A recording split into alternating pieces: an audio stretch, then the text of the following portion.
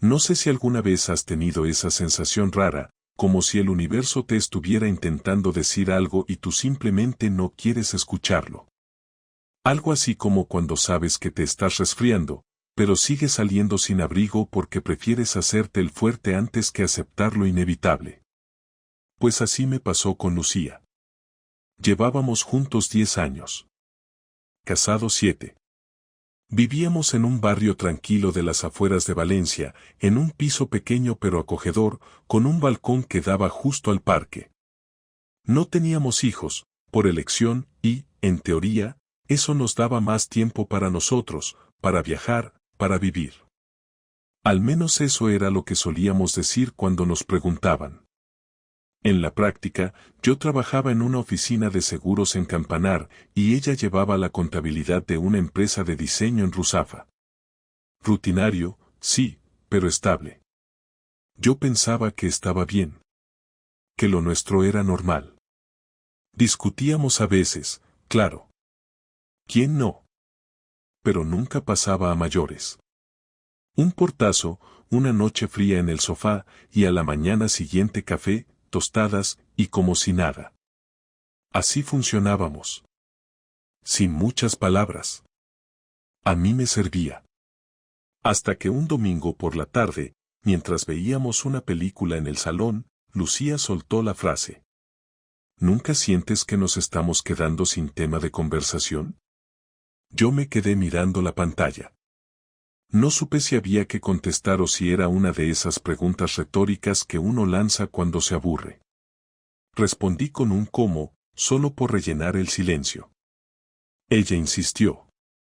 No sé, a veces siento que, nos repetimos mucho. Que ya no tenemos nada nuevo que decirnos. Fue incómodo.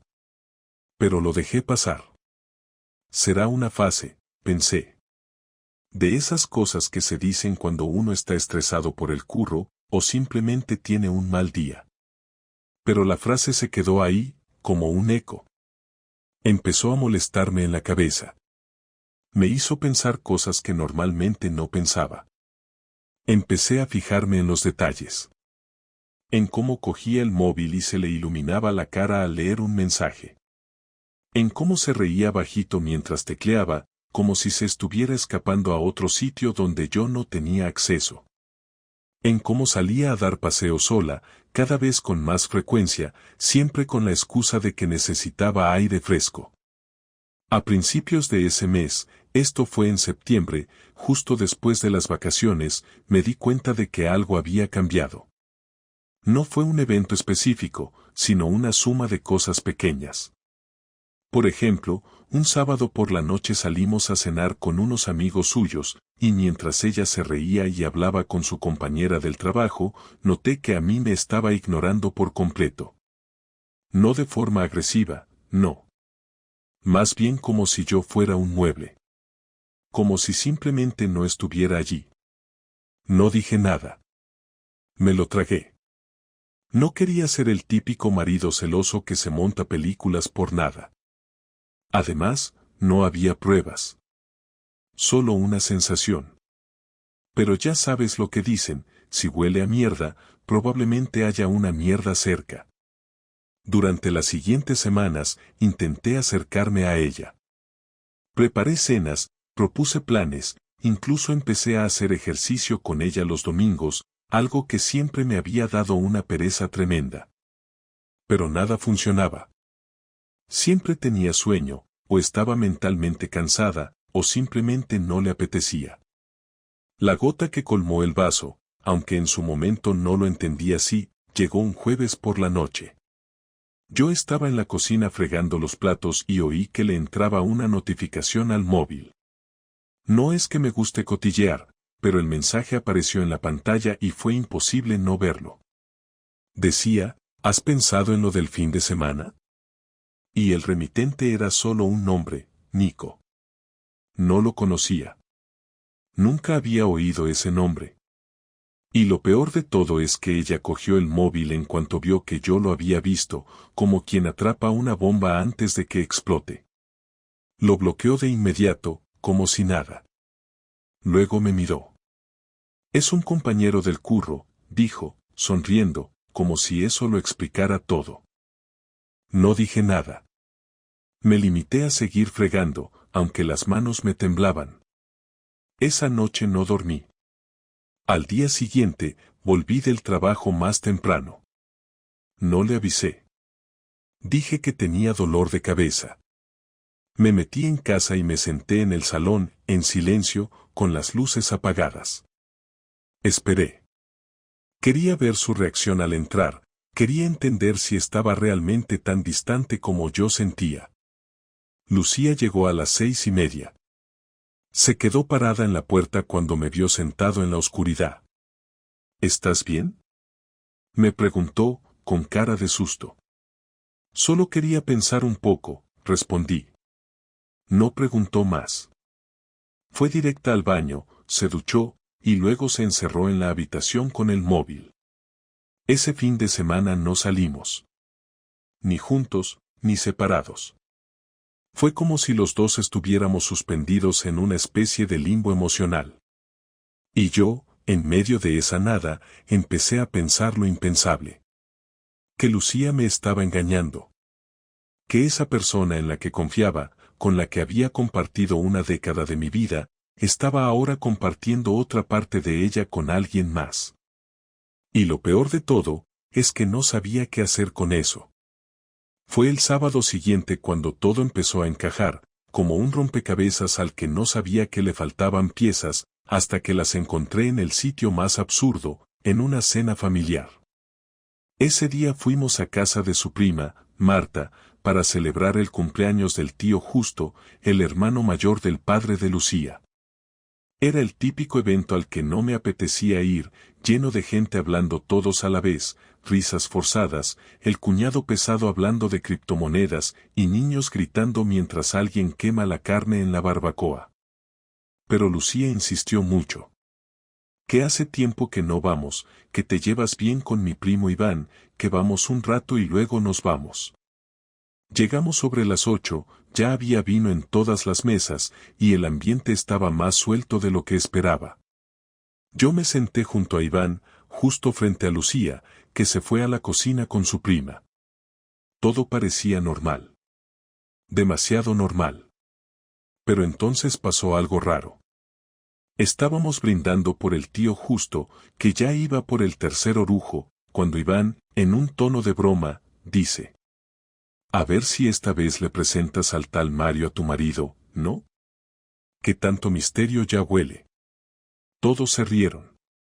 Yo también. Porque pensé que era alguna coña interna entre primos. Pero lo que me heló la sangre fue ver cómo Lucía se giraba al instante, con esa sonrisa de cállate ya que solo ponen las mujeres cuando alguien se está yendo de la lengua. Marta también cambió la cara. Una incomodidad súbita cayó sobre la mesa como una losa.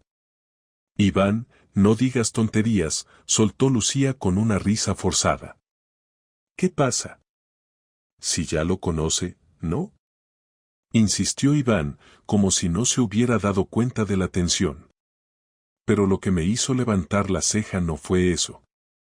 Fue lo siguiente: Marta, su prima, le metió un codazo y le dijo, bajito pero justo lo suficiente para que yo lo oyera, es que él no lo sabe, imbécil. Ahí supe que algo iba mal. Muy mal. No hice ninguna escena.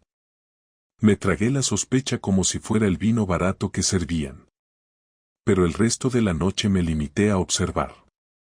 A Lucía, evitando mi mirada. A Marta, que no me dirigía la palabra. A Iván, que parecía no entender lo que había hecho. Y sobre todo, a ese nombre que se quedó dando vueltas en mi cabeza, Mario. ¿Quién coño era Mario? No dormí esa noche. Me hice el dormido mientras Lucía se duchaba. Estuvo más tiempo del habitual en el baño. Salió con el pelo mojado, se metió en la cama, y me dio un beso en la mejilla. Yo seguí sin moverme. No porque no quisiera hablar, sino porque estaba intentando que no se me notara la rabia en la cara. Al día siguiente, le dije que me iba a correr por la playa. Mentira. Me fui directo a casa de Iván. Lo pillé desayunando, en pijama. Me miró con cara de resaca y sorpresa. Tú sabes quién soy, ¿no? Claro. Hostia, tío, lo de ayer. Perdona. Me pasé. No era mi intención. No estoy aquí por disculpas, Iván. Solo quiero que me digas quién es Mario. Se quedó helado. No dijo nada durante unos segundos. Mira, yo no me quiero meter. Eso es cosa de Lucía. Yo creía que tú ya lo sabías. ¿Saber qué? Pregunté, sin apartar la vista de sus ojos. ¿Qué? Que lleva viéndose con un tío desde hace un par de meses. Yo pensaba que lo habías aceptado, que teníais una relación, abierta, o rara, o lo que sea. Como esas parejas modernas. Lo miré sin decir palabra. ¿Qué más sabes? Nada más. Solo sé que vino a una barbacoa aquí, hace como un mes. Lucía lo presentó como un amigo de la oficina. Nadie dijo nada, pero no hacía falta. Se notaba.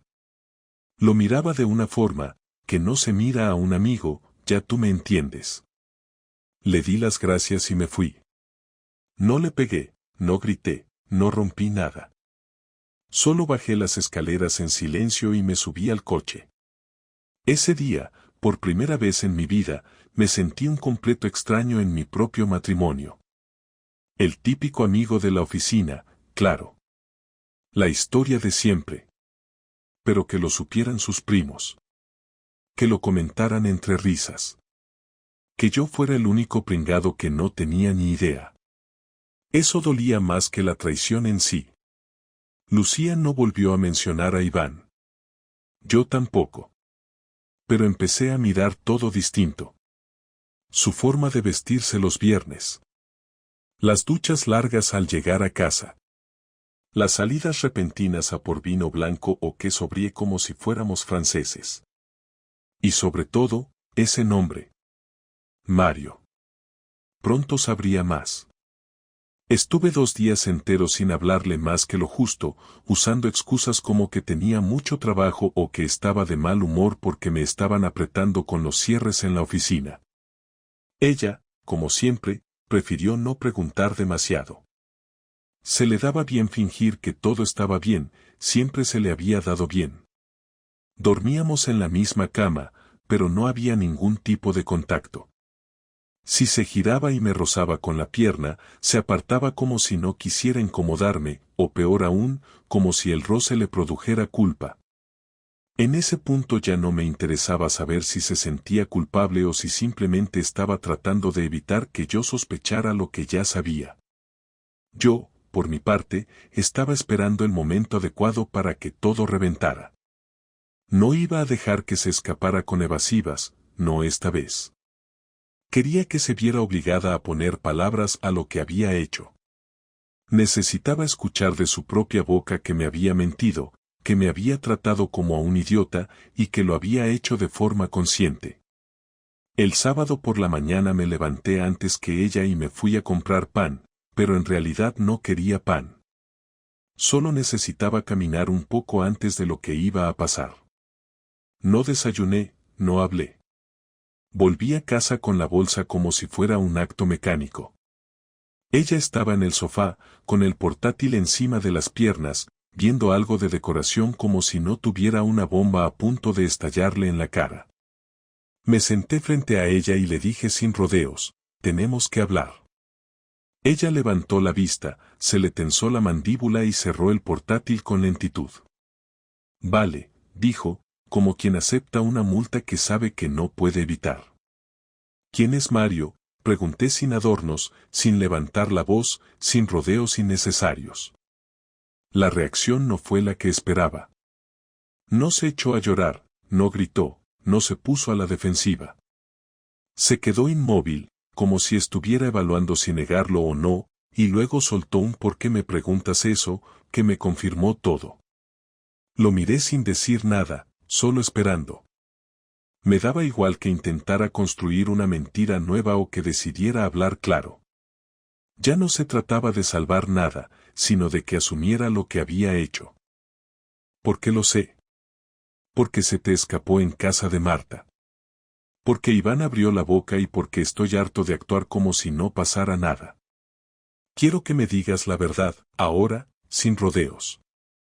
Ella suspiró, se levantó del sofá, caminó 2 pasos como si necesitara moverse para ordenar lo que iba a decir, y luego se giró. Mario es alguien que conocí en el trabajo hace un par de meses.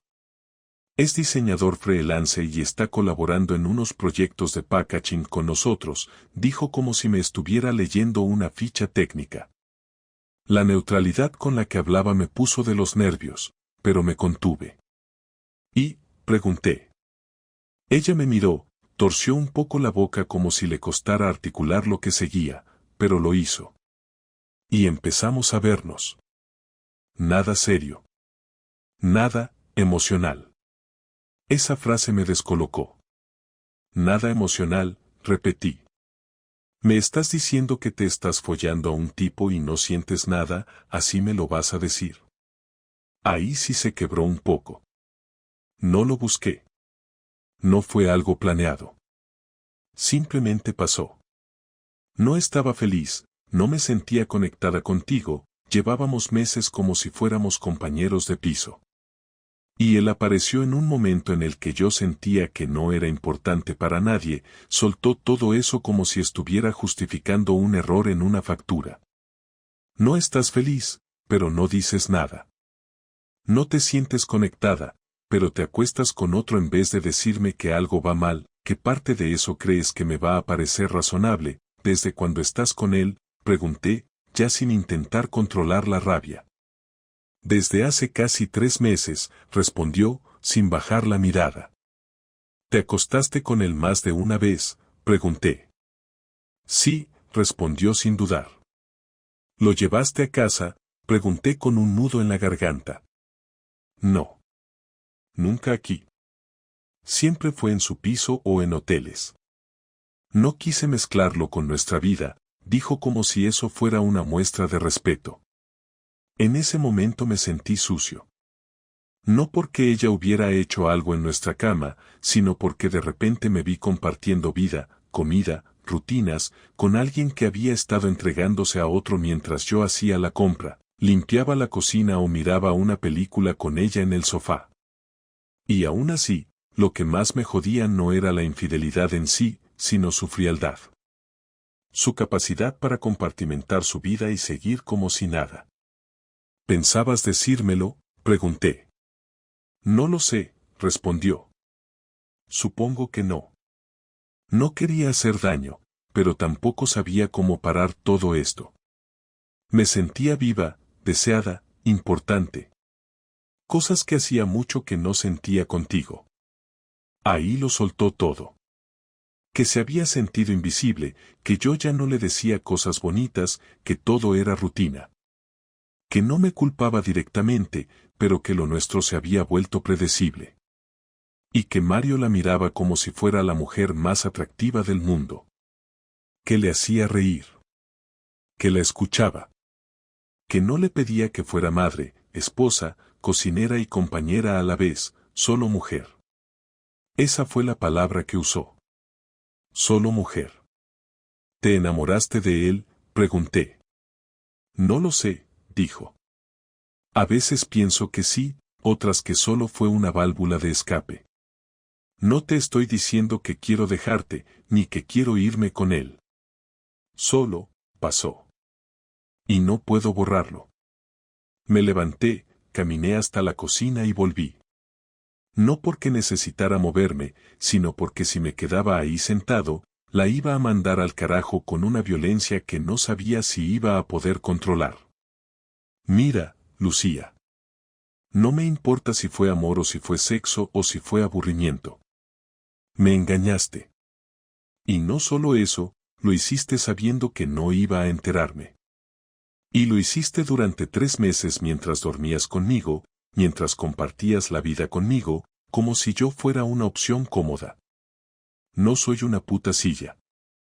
No soy un sofá. Soy tu marido. Y me has tratado como si fuera decorado de fondo.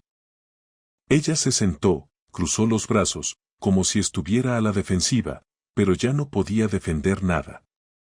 No voy a discutir contigo. Tienes razón en todo. Solo quería que lo supieras. ¿Y ahora qué?, pregunté.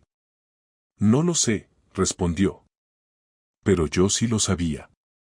Yo sabía que esto no se iba a arreglar con un par de conversaciones o con promesas de que iba a cortar con él. Porque ella no había venido a confesar. Había venido a explicarse cuando ya no podía seguir ocultándolo. Y esa diferencia, para mí, era abismal. No le contesté nada más ese día, me limité a salir de casa al final de la tarde sin decirle a dónde iba ni cuánto iba a tardar, simplemente cogí las llaves, el móvil y algo de dinero, cerré la puerta sin mirar atrás y me fui directo al coche.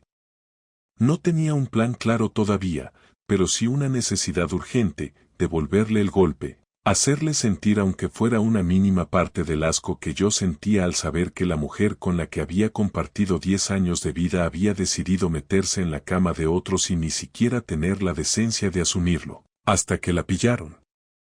No era por venganza en sí, ni siquiera por orgullo, era más básico, más crudo, era una necesidad visceral de recuperar algo de control, de no quedarme como un idiota que solo encaja el golpe y sigue adelante con la cabeza gacha. Esa noche dormí en el coche, en un aparcamiento frente al mar, porque no tenía ganas de ver hoteles ni de explicar mi cara en recepción, me daba igual el frío o el dolor de cuello, quería estar solo, sin preguntas ni interrupciones, y sobre todo, sin la presencia de Lucía a menos de 20 metros fingiendo normalidad. A la mañana siguiente me metí en un bar del puerto, pedí un café solo y una tostada sin mirar a nadie, abrí el bloc de notas del móvil y empecé a escribir nombres, situaciones, cosas que ella valoraba y que yo podía utilizar para que la caída fuera gradual, lenta, jodida. No me interesaba romperlo todo de golpe y dejarle el camino libre para que se fuera con el tal Mario sin consecuencias. No. Yo quería arrastrarla. Quería que sintiera cómo se desmoronaban las cosas a su alrededor, sin entender del todo por qué, sin poder culparme abiertamente, solo sabiendo que algo iba mal, que todo iba a peor y que no había manera de pararlo. Lo primero que hice fue hablar con la casera del piso. Técnicamente, el contrato estaba a mi nombre, yo pagaba el alquiler desde una cuenta personal que ella no tenía acceso. Fui hasta su oficina, le pedí una reunión formal y le expliqué que Lucía y yo íbamos a separarnos, que me marchaba y que prefería terminar el contrato en el próximo mes, antes de renovar automáticamente. No dije más. La casera, una mujer seca pero profesional, me miró con cara de haber escuchado esa historia 1000 veces. Firmamos los papeles y me fui, sabiendo que Lucía tendría que buscarse otro sitio o empezar a moverse rápido si quería mantener ese piso. Le dejé una nota en la mesa de la cocina, sin florituras, sin dramas, el contrato se cancela el día 3 del mes que viene. Organízate. Yo no vuelvo a dormir aquí. Después empecé a sacar mis cosas en silencio. Una maleta por día, 2 mochilas escondidas en el maletero del coche, algunos documentos personales que tenía guardados en una caja con fotos y recuerdos, el portátil, mis auriculares, libros que eran míos, todo lo que no llamara la atención si lo iba haciendo poco a poco. Ella, entre semanas, llegaba tarde a casa, así que tenía las tardes libres para moverme tranquilo. En 3 días, el 80% de mis cosas ya estaban fuera. Me quedé solo con algo de ropa, mi cepillo de dientes y un par de camisetas para que no se notara que me estaba yendo por completo. Cuando la vi notarlo, ya era tarde. Me preguntó dónde estaba mi portátil y respondí, lo tengo en el trabajo. No dijo nada. Después vino la parte más interesante. Mario. No sabía su apellido, pero sí su nombre y que trabajaba como freelance para la empresa de Lucía. Con eso bastaba. A través de un amigo que trabaja en un estudio de diseño en Paterna, conseguí saber que había un Mario colaborando en un par de proyectos importantes con empresas de alimentación. Uno de ellos tenía relación con una marca con la que Lucía trabajaba desde hace tiempo. Todo encajaba. Pedí que investigaran un poco más, que averiguaran si era autónomo o si estaba registrado con algún CIF. Lo encontraron. Mario tenía una pequeña empresa registrada a su nombre, sin empleados, trabajando por proyectos. Me dieron el nombre completo y el correo profesional. Ya tenía con qué empezar. Una semana después, mandé un correo desde una cuenta anónima. Nada amenazante, todo muy educado, muy profesional. Fingí ser un colaborador del sector, interesado en trabajar con él, pidiéndole que me mandara su portfolio. Cayó de inmediato. Me envió el enlace a su web, su teléfono, sus redes. En cuestión de horas tenía toda su información. Incluidas sus fotos. Incluidos sus perfiles públicos donde aparecía su vida perfecta de diseñador joven con aspiraciones, amante de los cafés caros y las bicicletas retro. Un idiota con complejo de artista.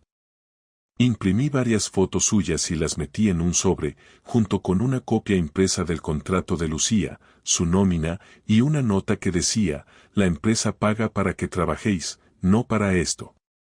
El sobre fue enviado por correo certificado, sin remitente, a la Oficina de Recursos Humanos de la empresa de Lucía. No buscaba que la despidieran. Buscaba algo más preciso, que la vigilaran, que la observaran, que supiera que alguien había hablado. Y que no pudiera saber quién. Al día siguiente, me senté en el coche frente a su trabajo, vi cómo entraba al edificio como cada día, pero esta vez supe que algo iba a pasar dentro que ella no iba a poder controlar. Los días siguientes no hubo cambios en casa. Ella seguía como siempre, pero su tono cambió, su forma de hablar tenía más pausas, más cuidado, más atención repentina hacia mí. ¿Cómo estás?, preguntaba con más frecuencia. Yo respondía con monosílabos, sin dar pie a nada. A la noche del miércoles, recibí una llamada desde un número desconocido. No contesté. Me dejó un mensaje de voz. Era él. Mario. Me decía que no entendía qué estaba pasando, que alguien estaba intentando arruinarle, que no sabía si yo tenía algo que ver, pero que si quería hablar, podíamos hacerlo como adultos. Borré el mensaje. Al día siguiente, me presenté en su trabajo. No entré, no lo confronté. Solo pasé por delante de la oficina, lo vi salir a fumar con cara de haber dormido mal, con el móvil en la mano, mirando a todos lados. Eso bastaba. Yo no quería pelearme con él. Quería que supiera que lo tenía cerca, que si quería encontrarme, me iba a encontrar. Que si pensaba que se iba a llevar a mi mujer y a su vida de gratis, se había equivocado. Lucía nunca me preguntó si sabía quién era Mario. No me dijo si había tenido problemas en el trabajo. Pero una noche, mientras cenábamos en silencio, soltó de la nada, creo que estoy pensando en dejar la empresa. Yo no reaccioné. Seguí comiendo. Las cosas se están volviendo raras últimamente, añadió. No respondí. La venganza no fue teatral, no fue pública, no fue rápida. Fue una sucesión de decisiones silenciosas, firmes, quirúrgicas. Todo sin levantar la voz, sin mostrar cartas, sin destruir nada con violencia. Solo dejando que el suelo bajo sus pies se volviera inestable, como se volvió el mío el día que supe que me había traicionado. Y eso era solo el principio. Lucía empezó a comportarse de una forma diferente a medida que pasaban los días, como si de repente hubiese recordado que tenía un marido y una casa que mantener en pie, aunque fuera de forma simbólica. Me preguntaba si quería que me preparara algo de cena, si me apetecía salir a dar una vuelta, incluso me ofreció acompañarme al trabajo un viernes por la mañana con la excusa de que le venía bien pasar por el centro. No le dije nada, no le reproché nada, pero mi silencio no era de los que sanan ni de los que abren puertas al diálogo, era un muro que ella podía ver con claridad cada vez que entraba a una habitación y se encontraba conmigo. No respondía sus preguntas más allá de lo funcional, no compartía mis días, no fingía interés por lo que hacía. Me limité a existir cerca de ella sin darle nada más que la presencia, y eso bastó para que empezara a descomponerse. Una noche, justo después de cenar, cuando todavía no había recogido los platos, me miró con esa cara que pone alguien que ha ensayado mentalmente una conversación durante horas y sabe que no tiene más margen. Me dijo que necesitaba hablar conmigo y le dije que hablara. No le ofrecí café, no me moví del sitio, solo crucé los brazos y esperé. Me dijo que no sabía cómo había llegado todo a ese punto, que había pensado mucho en los últimos días, que había recordado cosas de nosotros que le dolían, que le daban pena, momentos buenos, momentos malos, todo revuelto.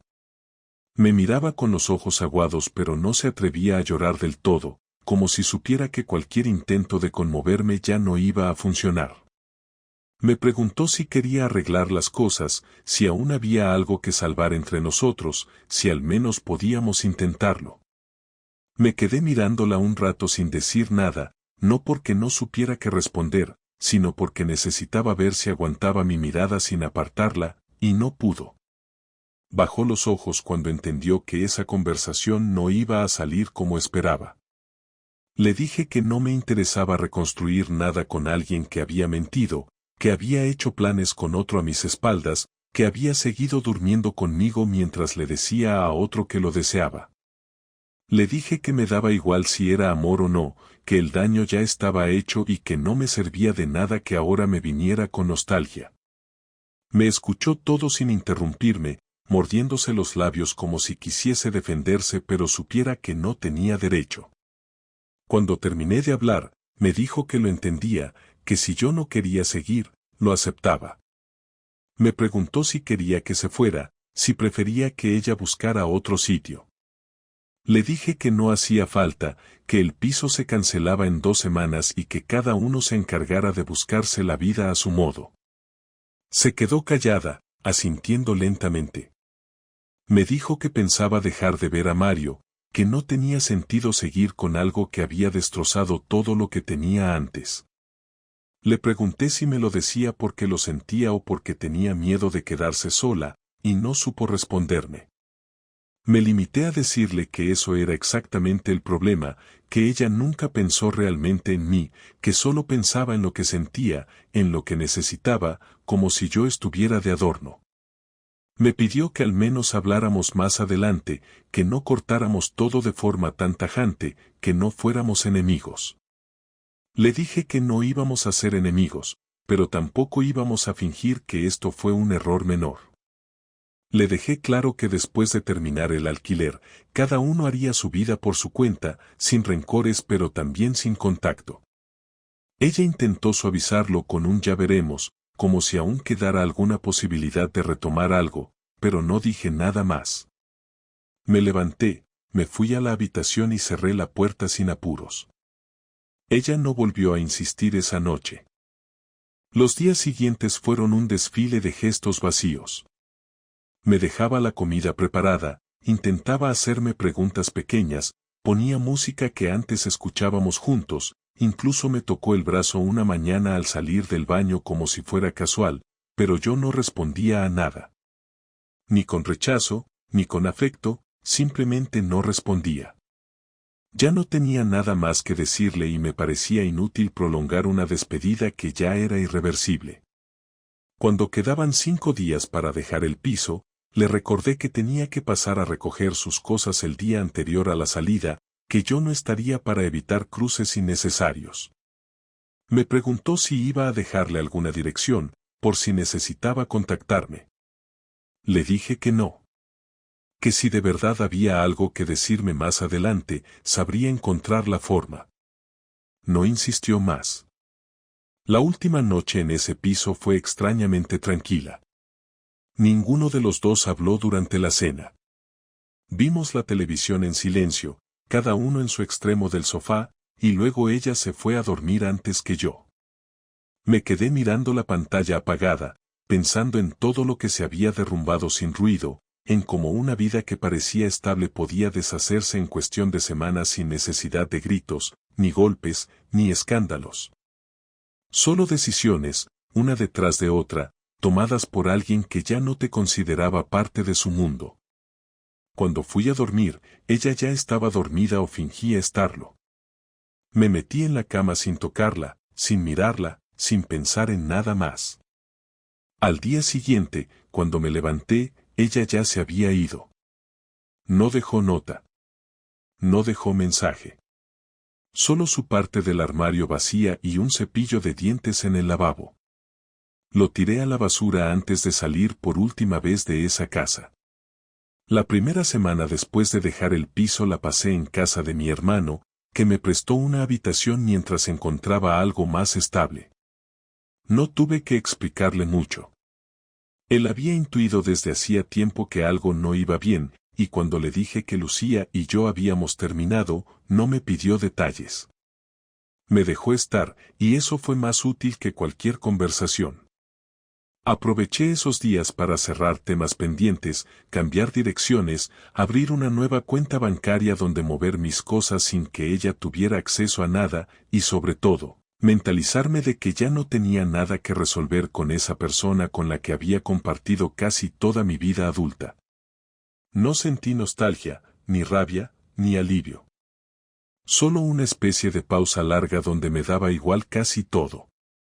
Una noche, mientras tomaba una cerveza solo en el balcón del piso de mi hermano, me puse a revisar fotos antiguas en una carpeta que tenía en la nube. No fue por masoquismo ni por debilidad, simplemente apareció un recuerdo en el móvil y lo abrí. Vi una foto de un viaje a Granada, otra de una comida en casa de sus padres, otra de una tarde en la playa donde ella estaba sonriendo sin saber que yo le había hecho la foto. No sentí tristeza. Lo que sentí fue algo más parecido a incredulidad. Me costaba entender cómo esa misma mujer había sido capaz de construir una doble vida sin ni siquiera pestañear. No porque creyera que era un monstruo, sino porque me parecía absurdo haber confiado tanto sin notar nada. Empecé a recordar momentos que antes no tenían importancia. Una conversación que se quedó en el aire, una mirada esquiva durante una cena con amigos, un día en que ella dijo estar enferma y se quedó en casa mientras yo salía solo. Pequeñas cosas que en su momento no me hicieron ruido, pero que ahora tomaban otro color. No porque cambiaran lo que pasó, sino porque me mostraban que las señales estaban ahí, solo que yo no quise verlas. Por comodidad, por confianza ciega o por no querer aceptar que a veces las personas que tenemos al lado no nos deben nada más allá de lo que quieren darnos. Durante los siguientes 2 meses, me dediqué a trabajar más horas, a ocupar mi tiempo con cualquier cosa que evitara que la cabeza me llevara de vuelta a preguntas inútiles. Me apunté a un gimnasio de barrio, empecé a salir a correr los domingos por la mañana y volví a leer libros que tenía olvidados en cajas desde hacía años. No estaba intentando mejorar mi vida ni reinventarme, simplemente me mantenía en movimiento porque la quietud se parecía demasiado al vacío. No le conté a casi nadie los detalles de la ruptura. A los amigos más cercanos les dije que fue por desgaste, que llevábamos tiempo mal y que se acabó. Era suficiente. Nadie se sorprendió mucho. Algunos ya sospechaban que Lucía no estaba en el mismo canal desde hacía tiempo. Un día, mientras esperaba turno en el dentista, recibí un mensaje desde un número desconocido. Era ella. Me decía que había cambiado de piso, que había encontrado un estudio pequeño cerca del trabajo y que esperaba que yo estuviera bien. No contesté. No por orgullo, sino porque no me interesaba abrir una puerta que ya había cerrado con esfuerzo. 2 días después me escribió otra vez, esta vez para decirme que había dejado de ver a Mario, que todo se había terminado y que había empezado terapia. Tampoco respondí. Me pareció justo que tuviera que procesar todo sola, igual que yo lo había hecho sin buscarle ni una vez. El silencio era mi forma de recordarle que algunas cosas no se reparan, ni se compensan, solo se terminan. Poco a poco, volví a sentirme cómodo en mi nueva rutina. Encontré un piso pequeño en el centro, con una habitación luminosa y una cocina decente. No necesitaba más. Me acostumbré a cocinar solo, a dormir sin ruido al lado, a no tener que justificar a nadie si salía o si volvía tarde. Al principio fue raro, pero luego empecé a disfrutar de esa calma. Nadie me mentía, nadie me ocultaba cosas, nadie me pedía más de lo que estaba dispuesto a dar. Era suficiente. No mejor ni peor. Simplemente distinto. Un sábado por la mañana, me encontré con una amiga de Lucía en la frutería. Me saludó con una sonrisa incómoda y me preguntó cómo estaba. Le dije que bien, que todo iba tranquilo. Me dijo que había visto a Lucía hace poco y que estaba cambiada. Más callada, más delgada, más seria. No supe qué responder. Me limité a decirle que esperaba que le fuera bien, y ella sintió, como si entendiera que no tenía sentido seguir hablando de eso. Me fui con la bolsa de fruta y no volví a pensar en esa conversación. Nunca más volví a ver a Mario. No supe si siguió con su empresa, si encontró otra mujer, si se mudó. Me daba igual. Lo importante era que ya no tenía presencia en mi vida, ni siquiera como amenaza. Lucía tampoco volvió a insistir. Supongo que entendió que lo que habíamos tenido no podía rehacerse. Que el respeto no se recupera con buenas intenciones ni con disculpas. Que hay líneas que, una vez cruzadas, ya no permiten volver al punto anterior. Un año después, sentado en el mismo bar donde empecé a escribir aquella lista de cosas para hacerla caer, volví a abrir ese bloc de notas y lo borré. No por perdón ni por superación, sino porque ya no me hacía falta. Todo lo que quería dejar atrás ya estaba lejos. Y lo que venía por delante, fuera lo que fuera, al menos no estaría construido sobre una mentira.